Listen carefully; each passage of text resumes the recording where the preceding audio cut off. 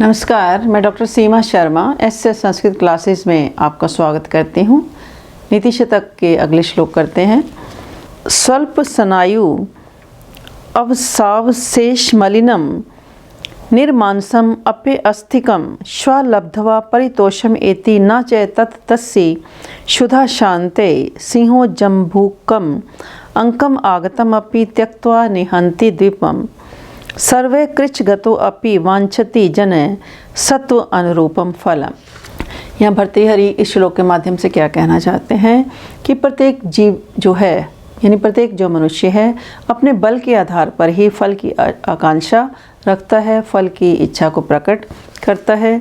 इसी तथ्य को स्पष्ट करते हुए भर्तृहरि क्या कहते हैं कि जिस प्रकार श्वा मैंने जो कुत्ता है, स्वल्प स्नायु वसा अवशेष मलिनम, कि स्वल्प मैंने थोड़ी सी, स्नायु मैंने नसें, और वसा अवशेष मलिनम, चर्बी के शेष रहने पर, वसा मैंने चर्बी, कि चर्बी के शेष रहने से मलिनम मलिन हुई, निर्मांसम मांस से रहित, अस्थिकम हड्डी के टुकड़े को, लब्ध्वा मैंने प्राप्त करके, परितोषम संतुष्ट हो जाता है, तदेव तस्य क्षुधा शान्ते न अस्ति, यद्यपि वह जो हड्डी का टुकड़ा है उसकी भूख मिटाने के लिए पर्याप्त नहीं होता है, परंतु फिर भी वो उसको क्या करता है, खाता रहता है, चाटता रहता है।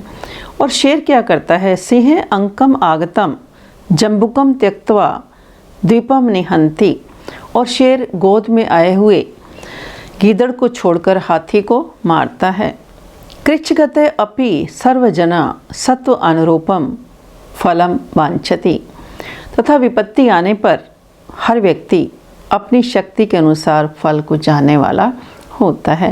यानी विपत्ति के आने पर हर व्यक्ति क्या है, अपनी शक्ति के अनुसार फल को चाहने की इच्छा रखता है। तो यहाँ भर्तृहरि ने इस श्लोक के माध्यम से प्रत्येक व्यक्ति के बल के आधार पर ही फल की इच्छा रखता है। यानी इस संसार में सभी प्राणी क्या हैं, अपनी अपनी सामर्थ्य के अनुसार ही कार्य करते हैं। जैसे कुत्ता क्या है कि चर्बी और मिलाव के कारण मैली एवं मांस रहित हड्डी के टुकड़े को पाकर के संतुष्ट हो जाता है, यद्यपि वह उसकी भूख को मिटाने में पर्याप्त नहीं होता है। किंतु शेर अपने समीप आए हुए गीदड़ को छोड़ करके हाथी को मारता है, क्योंकि वो उसका स्वाभिमान होता है। तो इस प्रकार विपत्ति ग्रस्त होने पर भी व्यक्ति क्या करता है, अपने अनुरूप ही फल को प्राप्त करता है। तो यहाँ फल की इच्छा अपनी शक्ति के अनुरूप होती है। तो इस श्लोक में शार्दूल विक्रीडितम छंद है। सूर्य अश्वई मस जस ततः स गुरुवा शार्दूल विक्रीडितम। ये इसमें कुल 19 वर्ण होते हैं, 12 और 7 के बाद यति होती है। तो अगला श्लोक करते हैं। तो श्लोक करने से पहले यदि आप एसएस संस्कृत चैनल पर नए हैं तो एसएस संस्कृत चैनल को लाइक करें, सब्सक्राइब करें और शेयर भी करें। और यदि आप कुछ वीडियो देखना चाहते हैं, जैसे हम नीति शतक कर रहे हैं, तो नीति शतक के साथ आप एसएस संस्कृत लिखें तो पूरी वीडियो देख सकते हैं। और प्ले लिस्ट में भी मैंने बहुत से वीडियो डाले हुए हैं, जैसे कारक, संधि, समास, महेश्वर सूत्र, वर्ण विचार, अपठित गद्यांश। तो जो भी आप देखना चाहते हैं प्ले लिस्ट में जा कर के देख सकते हैं। और यदि आप किसी वीडियो की आपको डिमांड है तो वो डिमांड भी आप कमेंट बॉक्स में जा कर के लिख सकते हैं, तो मैं पूरी कोशिश करूँगी उसके बारे में भी। तो अगला श्लोक करते हैं। लांगूल चालनम अधश्चरण अवपातम भूमौ निपत्ते वदन उदर दर्शनम च शवापिंडदस्य कुरुते गज पुंगवस्तु धीरम विलोक्यति चाटुशतैश्च भुंगते। तो यहाँ पर भर्तृहरि ने इस श्लोक के माध्यम से क्या कहते हैं, इदानीम आश्रय धातु अग्रे उत्तम अधम व्यवहार प्रदर्शन पुरः सरम उदाहरणम प्रदर्श्यति। तो यहाँ पर भर्तृहरि क्या दिखाते हैं कि अधम और उत्तम प्राणियों के अंतर को बताते हुए कहते हैं, श्वपिंडदस्य लांगूल चालनम अधः चरणौ अवपातम भूमौ निपत्ते, कि एक और कुत्ता जो उसका अन्नदाता है उसके सामने लांगूल चालनम अपनी पूंछ को हिलाता है, अधश चरणौ अवपातम और नीचे पैरों पर लेट जाता है, भूमौ निपत्ते वदन उदर दर्शनम और पृथ्वी पर गिरकर मुख और पेट को दिखाता है, और दूसरी ओर गज पुंगवहा जो हाथी है, तो धीरम विलोक्यति कि अपने अन्नदाता को बड़ी गंभीरतापूर्वक देखता है तथा सैकड़ों बार मनाने पर भी चारा खाता है। चाटुष्यतई च भुंक्ते कि सैकड़ों बार खुशामद करने पर भोजन को खाने वाला होता है।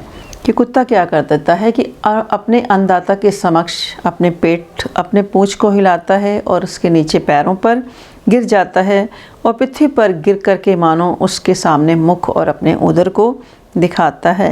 परंतु इसके विपरीत जो श्रेष्ठ हाथी है वो धीरम विलोक्यति अपने अन्नदाता को बड़ी गंभीरता से देखता है और चाटुष्यतई च भुंक्ते और सैकड़ों बार मनाने पर ही भोजन को खाने वाला होता है। तो यहाँ नीतिकार भर्तृहरि ने अधम और उत्तम प्राणी के अंतर को स्पष्ट करते हुए क्या कहा है कि कुत्ता टुकड़ा देने वाले के सामने दुम हिलाता है, नीचे पैरों पर गिरता है, पुनः पृथ्वी पर लेटकर अपना मुंह तथा पेट दिखाता है, परंतु गजराज भोजन देने वाले को और बड़ी गंभीरता से देखता है और सैकड़ों खुशामदों के बाद ही खाता है।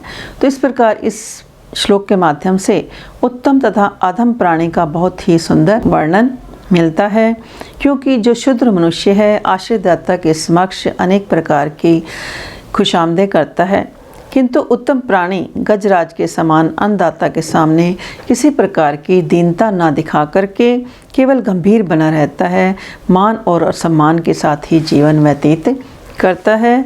तो ये श्लोक पेपर के लिए इम्पोर्टेंट है, अक्सर पेपर में पूछा जाता है। तो यहाँ पर अधम और उत्तम प्राणी के अंतर को स्पष्ट किया गया है और इस श्लोक में बसंत तिल का छंद है। उक्ता बसंत तिल का तबजा जगौगा। इसमें कुल 14 वर्ण होते हैं, 8 और 6 के बाद यति होती है। तो आज के लिए इतना ही। धन्यवाद। जय हिंद, जय भारत।